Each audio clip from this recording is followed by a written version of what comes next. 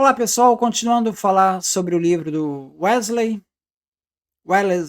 Lucas, sobre a historicidade de Lucas. Eu vou tratar sobre mais alguns pontos, né? O livro é A Historicidade de São Lucas e seu Evangelho sobre Nova Perspectiva. Foi publicado agora em 2025. Tá?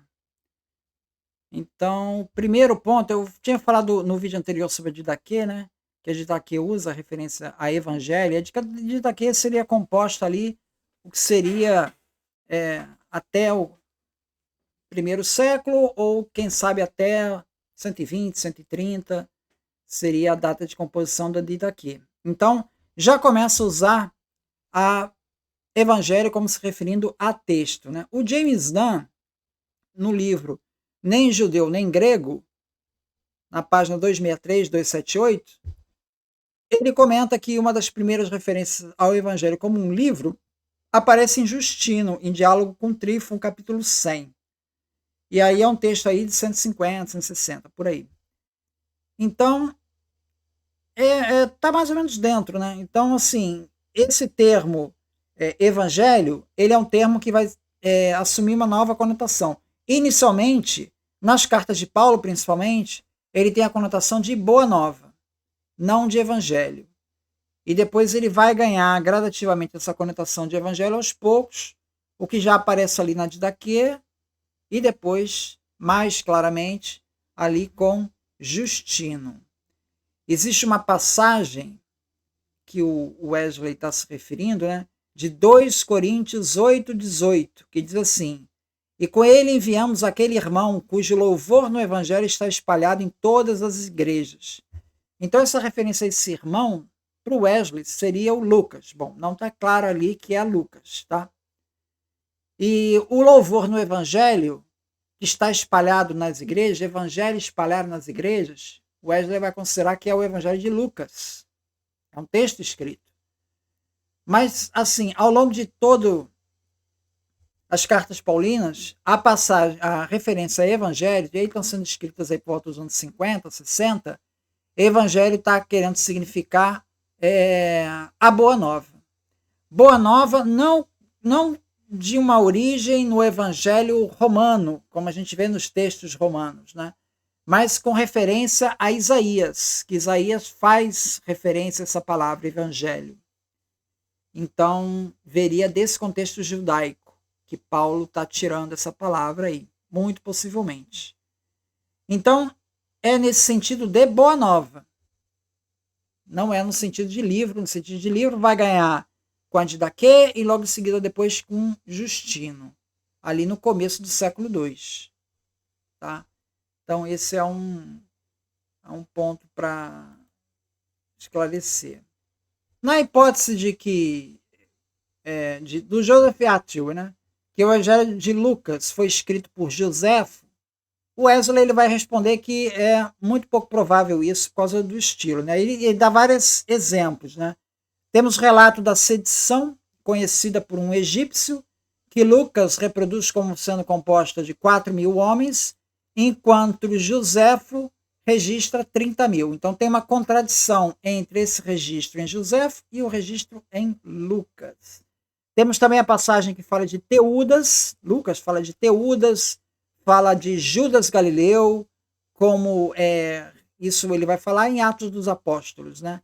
E que isso seriam rebeldes anteriores ao movimento cristão. Joséfo ele já enquadra Teudas no tempo do procurador Cúspios Fados, que é de 44 a 46. Então temos um problema de cronologia. Então, se Lucas que está escrevendo Atos, se esse Lucas é o próprio Joséfo que está escrevendo, né? Então ele está sendo contraditório com os textos de Joséfo. Outra questão é o censo de Quirino. No Evangelho de Lucas, o nascimento de Jesus, que é ali por volta da morte de Herodes, 4 a.C., ele ocorre no tempo em que Quirino governava a Síria e existe lá um recenseamento. Agora, para o Joséfo, esse recenseamento de Quirino, ele aconteceu em outro momento, no tempo de Arquelau. que teria sido por volta do ano 6.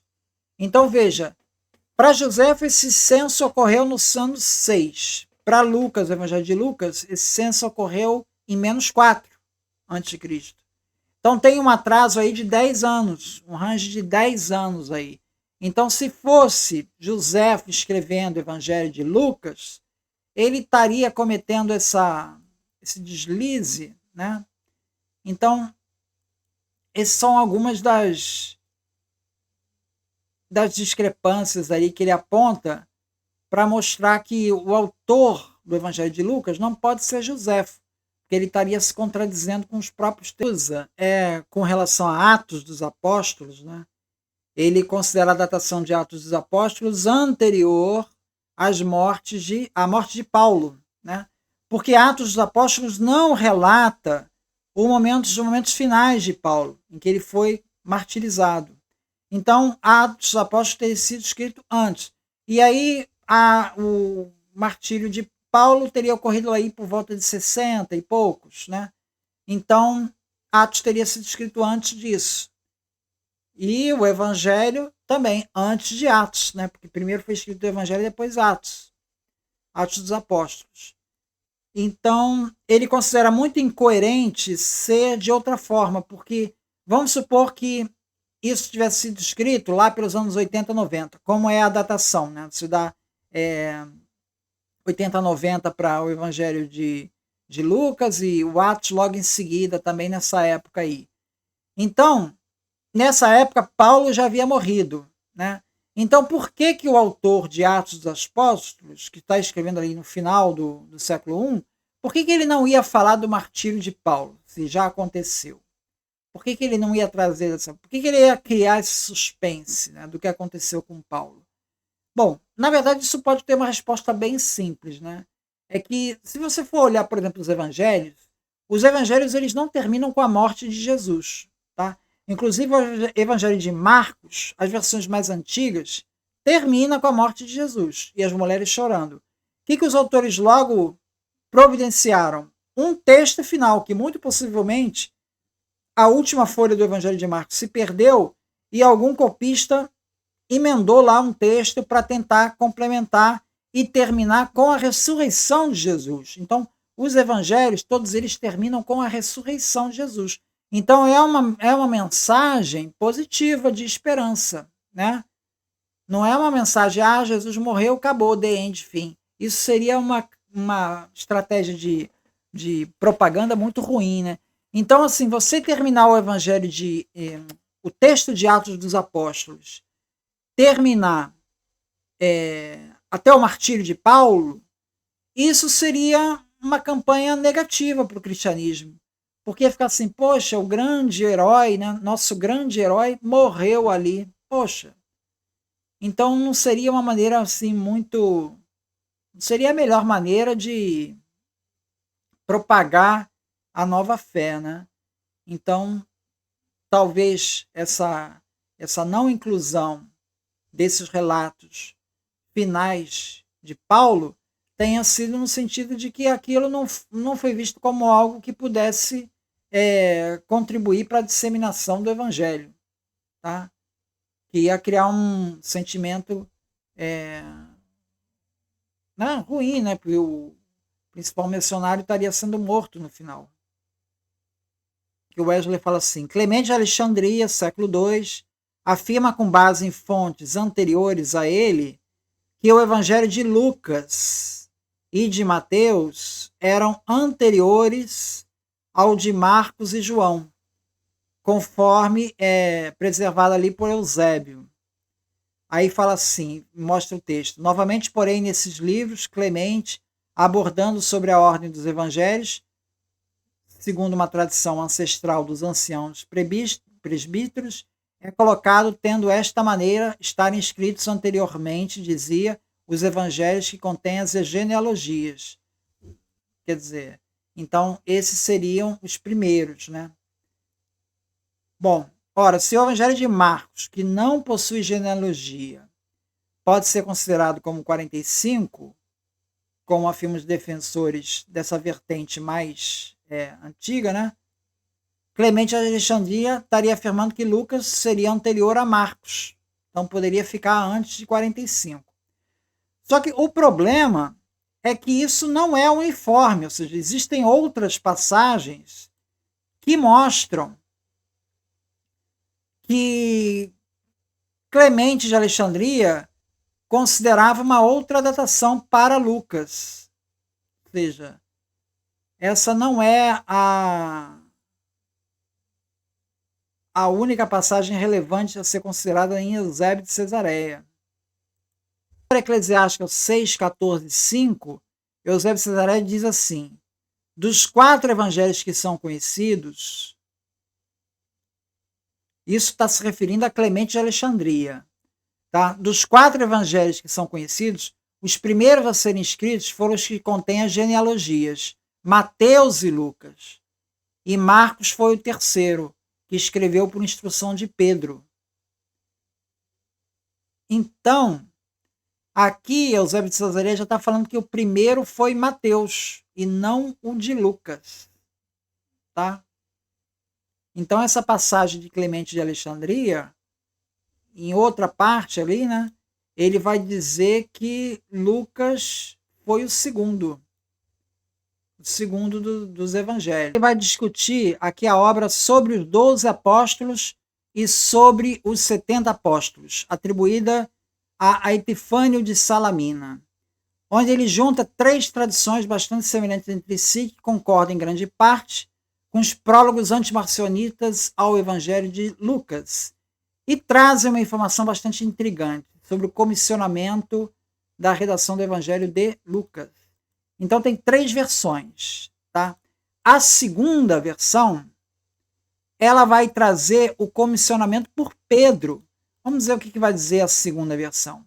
A segunda versão estaria escrita assim: Lucas, o evangelista, antioquino, de raça era, médico por profissão, foi composto o evangelho por comissão de Pedro, apóstolo. Mas Atos dos Apóstolos por comissão de Paulo, apóstolo. Então, quem pediu para escrever o evangelho de Lucas teria sido Pedro. Aí ele diz assim, Wesley, se isso foi verdade, quer dizer, veja, você tem 3 tradições. O Wesley vai pegar aquela que convém para a tese dele. Tá? Lembrando que esta é uma tradição de Epifânio de Salamina, que está no século IV. A gente não tem isso anterior. Tem 3 versões. Ele vai pegar a versão que atende ao interesse dele, que seria Pedro teria comissionado Lucas a escrever o Evangelho. Então, como é que seria o esquema? Pedro, num período provavelmente mais primitivo, teria incentivado Lucas a produzir esse evangelho no ambiente judaico, antes mesmo das viagens missionárias de Paulo. Então Pedro teria comissionado Lucas a escrever o evangelho ali por volta dos anos 40. Depois viria as viagens de Paulo, que Lucas estaria acompanhando. E aí Lucas ajudaria a espalhar esse evangelho de Lucas para as igrejas. Posteriormente, Pedro teria incentivado a produção de um outro evangelho mais simplificado, que seria mais facilmente difundido, que seria o evangelho de Marcos, que teria como público os gentios. Então seria uma versão meio compacta. Então o primeiro teria sido o de Lucas, Evangelho de Lucas, que teria sido composto ali por volta dos anos 40, de 37 a 41. Tá? O problema é que nas cartas paulinas, se o objetivo de Paulo realmente fosse fazer essa atividade missionária toda, para levar o Evangelho de Lucas para as igrejas, essa seria a tarefa, ele teria dito isso mais claramente. Né? A passagem lá em 2 Coríntios 8, 18, né, que fala ali do louvor do Evangelho, não é muito clara que se trata ali de um texto escrito. E o personagem ali, ele fala de um irmão, ele não diz que é Lucas. Então, está muito frágil esse argumento. Nem a patrística corrobora essa tese. O primeiro texto mais claro sobre isso vai ser sobre o Epifânio de Salamina, lá no século IV. Então é um texto mais tardio. Então é uma tese que não tem muita confirmação. É uma tese que é construída meio muita confirmação. Ela está usando como referência o comissionamento de Pedro uma tradução entre três que são citadas por Epifânio Salamina no século IV. Tá? Então, é esse ponto que gostaria de destacar. Então. Muito obrigado, então.